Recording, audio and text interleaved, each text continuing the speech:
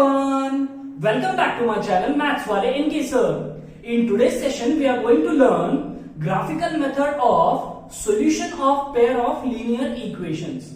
So let us start the session. The question given is solve graphically x minus 2y is equal to 0 and 3x plus 4y minus 20 is equal to 0. अब हमें क्या दिया गया है, यहाँ पे एक pair of linear equation in two variables दिया गया है, ठीक है। और हमें क्या करना है, we need to find the solution to this two equations graphically, मतलब ग्राफ प्लॉट करके इनका सॉल्यूशन फाइंड आउट करना है। तो चलिए ले लेते हैं फर्स्ट इक्वेशन।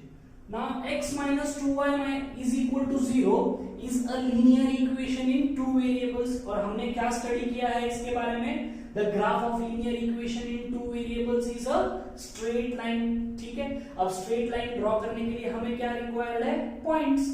तो चलिए पॉइंट्स फाइंड आउट कर लेते हैं। तो सपोज मैंने x की जगह पर रख दिया 0, so if I substitute x is equal to 0 we have 0 minus 2y। यहां पर मैंने रख दिया 0, तो 0 minus 2y is equal to 0। so from this if you solve this you get y is equal to 0। उसके बाद मैंने रख दिया है x is equal to 2, तो x is equal to 2 रखने के बाद क्या हो रहा है, 2 minus 2y is equal to 0, तो ये minus 2y as it is, ये plus 2 इधर जाके हो जाएगा minus 2, so we have y is equal to 1 because minus 2 divided by minus 2 is plus 1। next x is equal to 4, तो we have 4 minus 2y, x के जगह पर मैं बस क्या रख रहा हूँ 4, तो 4 minus 2y is equal to 0, ये minus 2y as it is, ये plus 4 राइट साइड जाके हो जाएगा minus 4 and we have y is equal to 2। बस वैल्यू जब आप ले रहे हो तो बस ये ध्यान रखो कि वैल्यू डेसिमल पॉइंट में ना है, आ गई तो भी कोई प्रॉब्लम नहीं है, बट आपको क्या हो जाएगा, डिफिकल्टी हो जाएगी टू प्लॉट द ग्राफ, ठीक है। तो हो सकता है उतना अवॉइड करने की कोशिश करना है, किसको, डेसिमल वैल्यूज को, ठीक है।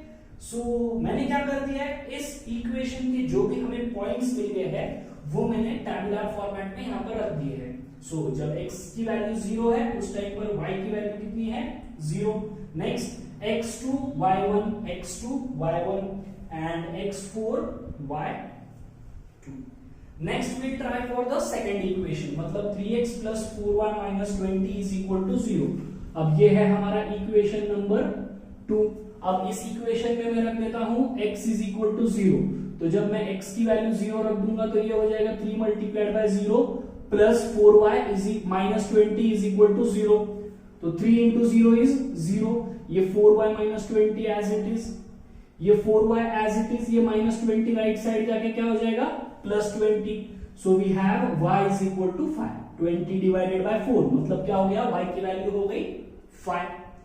Next we'll substitute x is equal to 4, तो जब मैं x की वैल्यू 4 रख रहा हूं तो ये 3 multiplied by 4, तो 3 multiplied by 4 plus 4y minus 20 is equal to 0, so 3 4s are 12, ये 4y as it is minus 20 is equal to 0, ये 4y as it is, 12 minus 20 कितना हो जाता है, minus 8, 12 minus 20 minus 8 right side में जाके क्या हो जाएगा, plus 8, so 4y is equal to 8 आ गया, so we have y is equal to 2।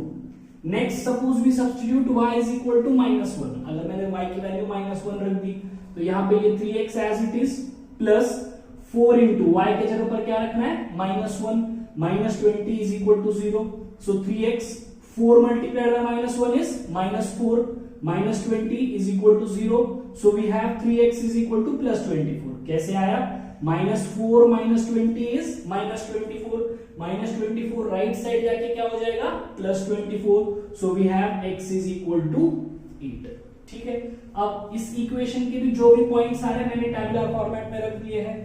x y, तो जब x की वैल्यू 0 है उस टाइम पर y की वैल्यू कितनी आ रही है, y की वैल्यू आ रही है 5, सॉरी, तो जब x 0 है तो y कितना है, 5। उसके बाद जब x की वैल्यू 4 है उस टाइम पर y की वैल्यू कितनी है, 2। नेक्स्ट जब x की वैल्यू -1 है उस टाइम पर x की वैल्यू सॉरी जब y की वैल्यू -1 है उस टाइम पर x की वैल्यू कितनी है, 8, ठीक है। अब मुझे क्या करना है, इंडिविजुअली इस लाइन के पॉइंट्स लेना है, ठीक है। ये पॉइंट्स प्लॉट करके इसके थ्रू जाने वाली लाइन ड्रॉ करना है। उसके बाद फिर से इस ये पॉइंट्स लेना है और इसके थ्रू जाने वाली लाइन ड्रॉ करना है एक ही ग्राफ पेपर पे। ठीक है, अब देखते हैं इसका ग्राफ। अब मैंने यहां पर मेरे रेफरेंस के लिए ये दो टेबल्स फिर से ड्रॉ कर लिए हैं। सो the first is the table for x minus 2y is equal to 0 and the second is for 3x plus 4y minus 20 is equal to 0। अब पहले मैं इस लाइन का ग्राफ ड्रॉ कर लेता हूं। तो ये पॉइंट्स मेरे पास है। फर्स्ट पॉइंट इज 0,0, तो यहां पर मैंने मार्क कर दिया है 0,0। द नेक्स्ट पॉइंट इज 2,1, तो दिस पॉइंट इज 2,1।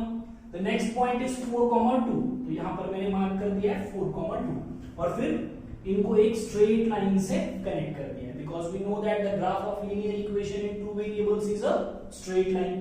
तो जब आप इसको ज्वाइन करोगे तो आपको क्या मिलेगी, एक स्ट्रेट लाइन मिलेगी, राइट। अब क्या कर देना है, जैसे ये स्ट्रेट लाइन मिल गई, इस लाइन पे इस इक्वेशन का ग्राफ, इस इक्वेशन को लिख देना है। सो this is x minus 2y is equal to 0।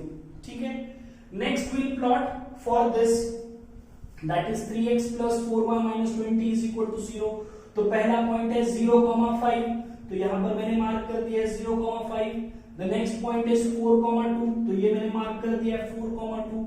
The next point is 8,-1, so the next point is 8,-1 और उसके बाद मैंने यहां पर इन तीनों को ज्वाइन कर दिया फिर से एक स्ट्रेट लाइन के साथ। और इस लाइन पर आपको क्या कर देना है, इस इक्वेशन को लिख देना है। तो मैं यहां पर लिख देता हूं suppose, so this is 3x plus 4y minus 20 is equal to 0, right? तो अब आपको क्या दिख रहा है, the solution to this two equations, that is the solution to this pair of equations is x is equal to 4 and y is equal to 2, क्योंकि दोनों lines में कॉमन पॉइंट कौन सा है, 4,2। So we say that the solution to the pair of linear equation is x is equal to 4 and y is equal to 2। एक और point आपको क्या नोट करना है यहाँ पर, जब भी ग्राफ कैसा हो, जब भी ग्राफ इंटरसेक्टिंग है, जब भी ग्राफ इंटरसेक्टिंग है उस टाइम पर the pair of this linear equations, the pair of linear equations is having unique solution। यहां पर आपको दिख रहा है exactly one solution मिल रहा है, that is x is equal to 4 and y is equal to 2। exactly एक ही solution मिल रहा है, इसका मतलब क्या है, it is a unique solution। तो यहां पर आपको ये भी पॉइंट नोट करना है, when the graph of pair of linear equations is intersecting, जैसे यहां पर है it has unique solution। and what is the meaning of unique solution, it is having exactly one solution। ठीक है, अब देखते हैं question number 2। So the second question given is solve graphically 2x plus 3y minus 9 is equal to 0 and 4x plus 6y minus 18 is equal to 0। तो जैसे पहले problem में किया था, हम लोग ले लेते हैं first equation that is 2x plus 3y minus 9 is equal to 0। Now one by one we will substitute the values of either x or y and we'll find the values of the other variable।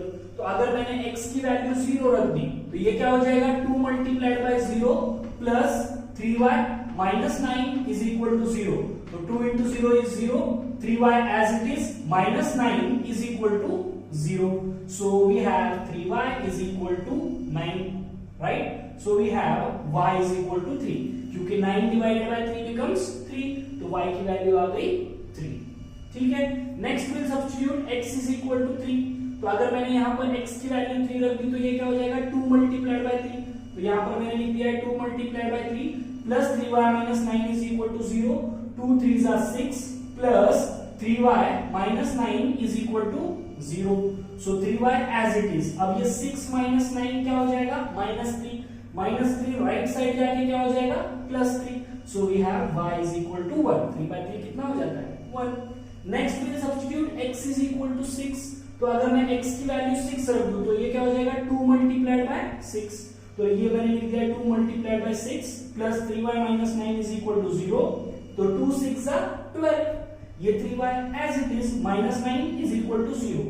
12 minus 9 कितना होता है, -12 minus 9 is sorry +3। तो ये +3 right side जाके क्या हो जाएगा, -3। So we have y is equal to -3 divided by 3 means -1। Easy है, समझ में आ गया है। So we have got the values of x and y for this particular equation. तो यहाँ पर मैंने टैबुलर फॉर्मेट में वो वैल्यूज रख दिए हैं. x की वैल्यू 0, उस टाइम पर y की वैल्यू 3, x की वैल्यू 3, y की वैल्यू 1, x की वैल्यू जब 6 है तब y की वैल्यू कितनी है? -1. ठीक है. Now we'll see the next equation which is 4x plus 6y minus 18 is equal to 0. अब सॉल्व करने से पहले इसे अगर आप केयरफुली देखोगे तो this number is divisible by 2, that is 4 is divisible by 2, 6 is also divisible by 2, 18 is also divisible by 2. तो अगर मैंने पूरे इक्वेशन को डिवाइडेड बाय 2 कर दिया तो क्या हो जाएगा वो equation? 2x plus 3y minus 9 is equal to 0. Correct? Because 4x divided by 2 is 2x, 6x divided by 2 is 6y divided by 2 is 3y, and minus 18 divided by 2 is minus 9, and this becomes equal to 0 divided by 2 is also 0. तो यहां से आपको क्या दिख रहा है? ये जो फर्स्ट इक्वेशन था और ये जो सेकंड इक्वेशन है वो दोनों क्या है? Same, right? First equation is 2x plus 3y minus 9 is equal to 0, and the second equation is also 2x plus 3y minus 9 is equal to 0. इसका मतलब इसके लिए पॉइंट्स निकालने की जरूरत है क्या? नहीं, क्योंकि हमने इसके लिए ऑलरेडी पॉइंट्स निकाले हुए हैं. इसका मतलब ये जो दोनों इक्वेशंस है वो कैसे है? सेम. ये जो लाइंस आने वाले हैं वो भी कैसे आएंगे? सेम. मतलब the lines will be coincident, right? एक के ऊपर एक लाइंस रहेंगे दोनों इक्वेशन के. इसका मतलब वो दोनों लाइंस सेम ही है. यहाँ पर आपको ग्राफ में दिख जाएगा वो. मैंने पॉइंट्स प्लॉट कर लिए हैं. फर्स्ट पॉइंट है 0,3, तो ये आ गया 0,3. उसके बाद 3,1, ये आ गया 3,1. उसके बाद 6,-1, ये है 6,-1. अब सेकंड के लिए भी यही पॉइंट्स है, तो ये ओवरलैपिंग पॉइंट्स हो गए. उसके बाद इनके थ्रू जाने वाली मैंने एक लाइन ड्रॉ कर दिया है. तो आपको यहां से क्या मिल रहा है? The graph is coincident. Next, तो मैं यहां पर इस लाइन के दोनों इक्वेशंस लिख देता हूं. So the first equation is 4x plus 6y minus 18 is equal to 0, and the other equation is 2x plus 3y minus 9 is equal to 0, right? तो ये दोनों इक्वेशन मैंने इस लाइन के ऊपर लिख दिए हैं, right? So therefore what we can conclude from this graph, the given pair of linear equation has infinitely many solution. correct? क्योंकि ये दोनों लाइन सेम ही है और एक लाइन के ऊपर कितने पॉइंट्स होते हैं? इनफाइनाइट पॉइंट्स होते हैं. और इनफाइनाइट जो भी पॉइंट्स है वो सारे क्या है? इन दोनों इक्वेशंस के सॉल्यूशंस हैं. Therefore we say that given pair of linear equation has infinitely many solutions. यहां तक समझ में आ गया? अब यहां पर एक पॉइंट नोट कर लेना है फिर से. When the graph of pair of linear equations is coincident, when the graph of pair of linear equations is coincident lines, then it has infinitely many solution. Correct? अगर दोनों लाइंस कैसे है? Coincident, then it is having infinitely many solution. First question में हमने क्या देखा था? First question में ग्राफ कैसा था? Intersecting, right? और वहां पे सॉल्यूशन कैसे आ रहा था? Unique, that is exactly one solution. यहाँ पे ग्राफ कैसा है? Coincident lines, right? इसका मतलब सॉल्यूशन कैसे है? It is having infinitely many solutions. अब देखते हैं question number 3. So next will see question number 3. तो क्या दिया है क्वेश्चन नंबर 3 में? x plus 2y minus 4 is equal to 0 and 2x plus 4y minus 12 is equal to 0. So पहले ले लेते हैं first equation which is x plus 2y minus 4 is equal to 0. Now we'll substitute x is equal to 0. So this becomes 0 plus 2y minus 4 is equal to 0. So 2y is equal to, ये 0 minus 4 is minus 4 right side जाके हो जाएगा plus 4, and therefore we have y is equal to 4 by 2 मतलब 2. Next if we substitute x is equal to 2, तो ये हो जाएगा 2 plus 2y. 2 plus 2y minus 4 is equal to 0. So 2y as it is, 2 minus 4 is minus 2 right side जाके हो जाएगा plus 2. Therefore y is 1. 2 divided by 2 is 1. If we substitute x is equal to 4, तो ये हो जाएगा 4 plus 2y. 4 plus 2y minus 4 is equal to 0. ये 2y as it is. 4 minus 4 is 0. So 2y is equal to 0 means y is equal to 0. ठीक है, हमें 3 points मिल गए, इसको टैबुलर फॉर्मेट में रिप्रेजेंट कर देते हैं. सो x y, जब x की वैल्यू 0 है उस टाइम पर y की वैल्यू कितनी है 2. जब x है 2 y है 1, जब x है 4 y है 0. Right, now we'll see the next equation. 2x plus 4y minus 12 is equal to 0. अब यहां पर भी अगर आप ध्यान से देखोगे तो each and every term is divisible by 2. 2 divided by 2 कर दोगे तो आ जाएगा 1x. Right, 2x divided by 2 is 1x. 4y divided by 2 is 2y. Minus 12 divided by 2 is minus 6. And 0 divided by 2 is 0. तो पूरे इक्वेशन को divide by 2 कर दिया मैंने. अब जैसे यहां पर किया था वैसे ही इस इक्वेशन के लिए भी कर देते हैं. So if we substitute x is equal to 0, तो x की जगह पर यहां पर मैं 0 रख रहा हूं, तो ये हो जाएगा 0 plus 2y minus 6 is equal to 0. So we have 2y is equal to 0 minus 6 is minus 6. Minus 6 right side जाके हो जाएगा plus 6. So we have y is equal to 3. Next, if we substitute x is equal to 2, we have y is equal to 2. And if we substitute x is equal to 4, we have y is equal to 1. इसे भी tabular format में रख दिया है मैंने. When x is 0, y is 3. When x is 2, y is 2. When x is 4, y is 1. अब क्या करना है, इन पॉइंट्स को प्लॉट करके ग्राफ ड्रॉ करना है. तो मैंने पहले एक ग्राफ पेपर ले लिया है. ग्राफ पेपर पे मैं क्या कर रहा हूं, पॉइंट्स प्लॉट कर रहा हूं. तो फर्स्ट है ये टेबल, तो इसका फर्स्ट पॉइंट क्या है 0,2, तो ये आ गया 0,2. नेक्स्ट है 2,1, तो ये आ गया 2,1. उसके बाद 4,0, तो this point is 4,0. Right, next उसके बाद क्या करना है, इन तीनों पॉइंट्स को कनेक्ट कर देना है. तो मुझे क्या मिल रहा है, एक स्ट्रेट लाइन.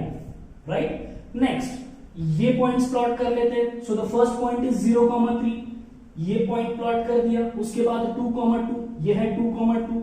नेक्स्ट इज 4,1, ये है 4,1.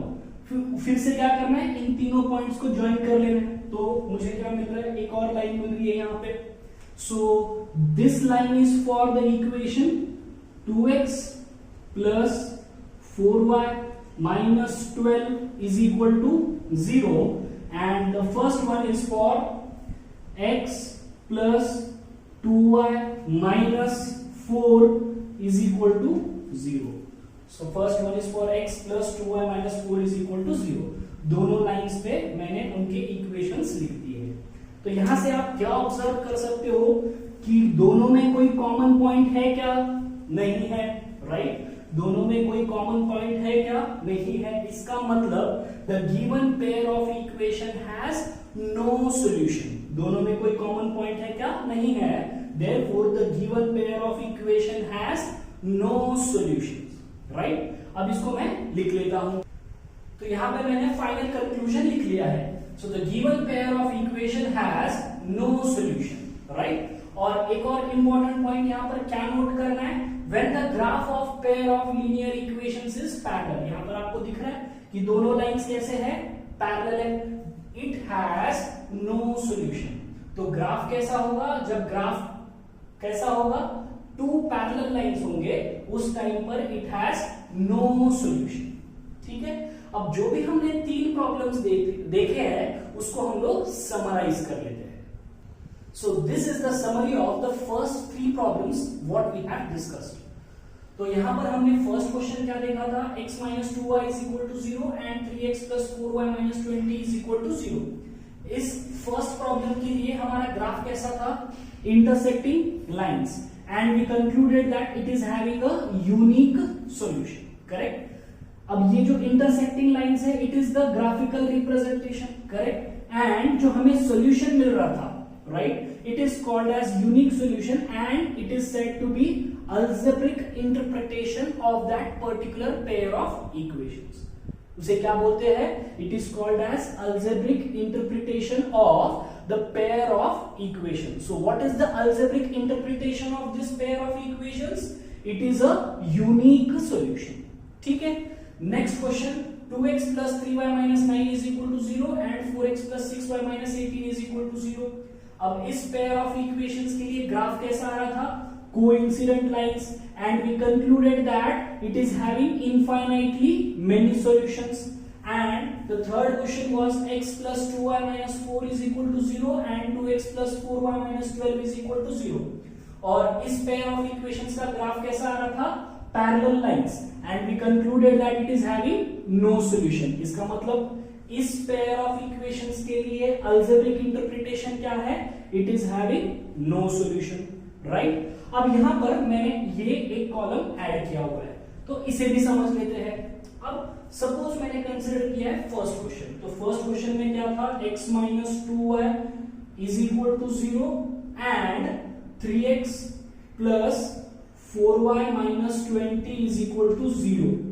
तो अगर हम इसे स्टैंडर्ड फॉर्म से कंपेयर करते हैं, standard form of pair of linear equations, ये हमने स्टार्टिंग में ही देखा है.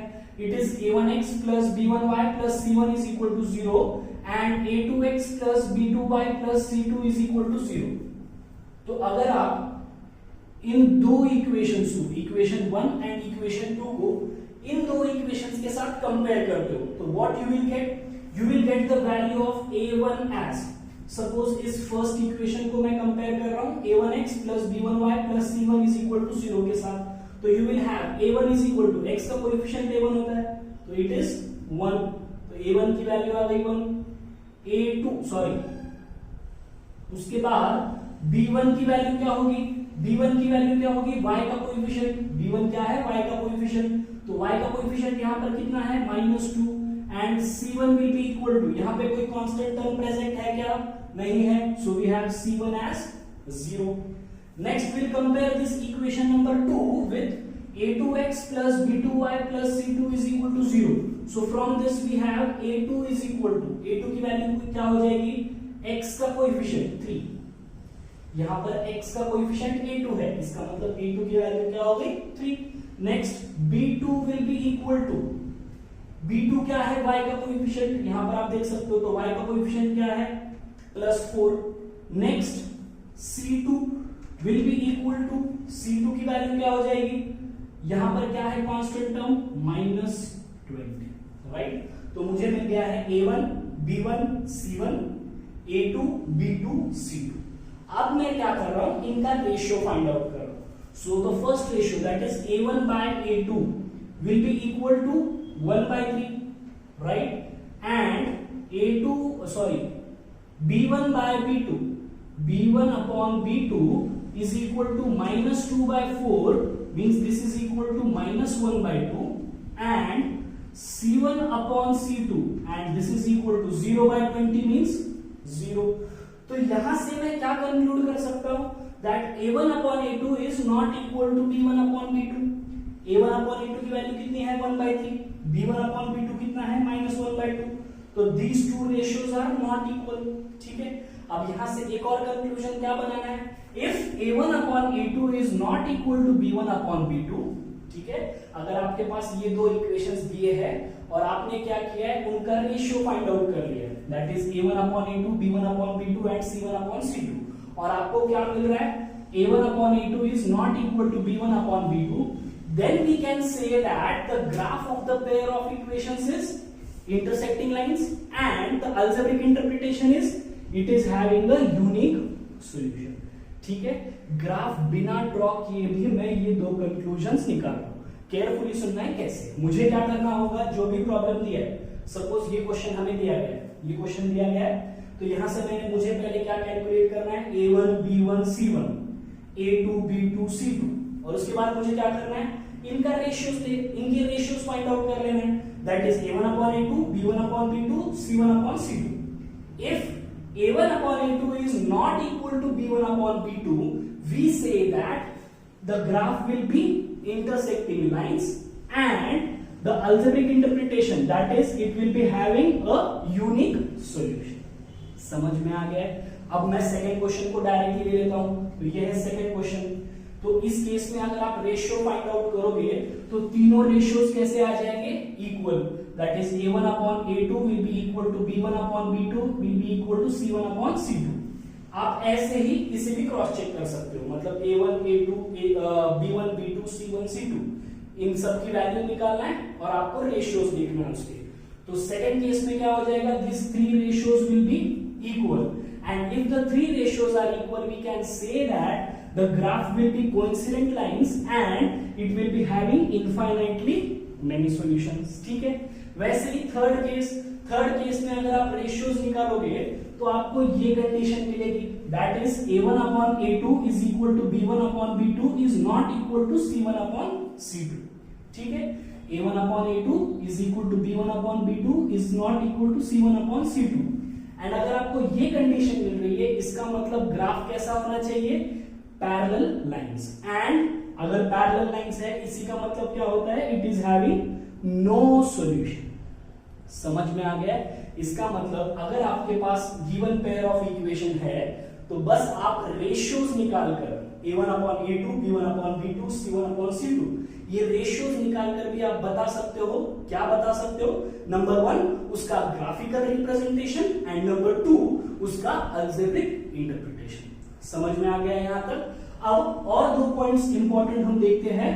The first is called as consistent pair of equations.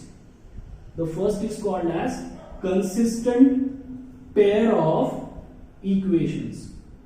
तो consistent pair of equations मतलब कौन से equations?